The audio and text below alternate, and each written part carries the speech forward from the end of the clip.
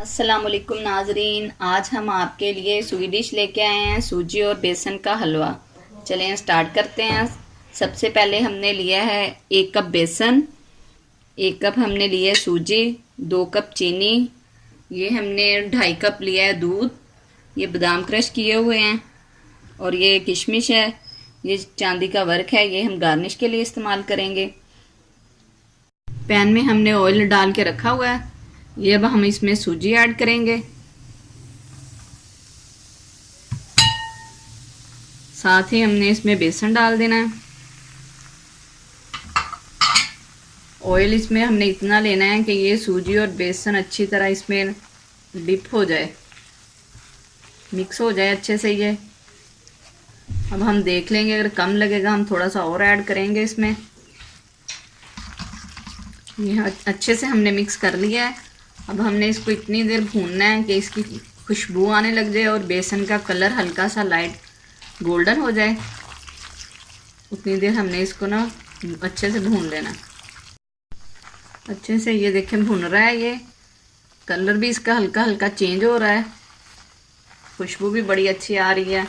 अब हम इसमें किशमिश ऐड कर देंगे।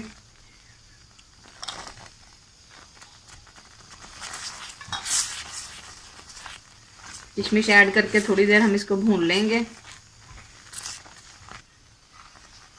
ये बेसन और सूजी हमारी अच्छी से ब्राउन हो गई है। अब हम इसमें चीनी ऐड करेंगे।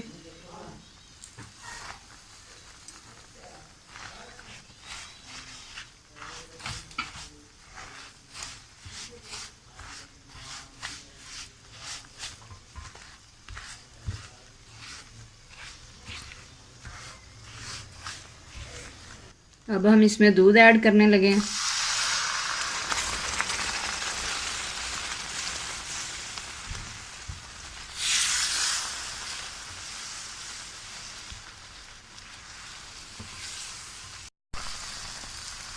दूध अच्छे से मिक्स कर हो गया है, ये देखें खुश्क हो गया दूध, घी भी और हलवे ने अपना छोड़ दिया है। बस तब तक हमने इसको पकाना है जब तक ये अच्छे से मिक्स होने लग जाए, बर्तन से अलग हो जाए। आप इसको पानी के साथ भी बना सकते हैं, हमने दूध ऐड किया, आप पानी ऐड करके भी इसको बना सकते हैं, तब भी इसका बहुत अच्छा टेस्ट आएगा।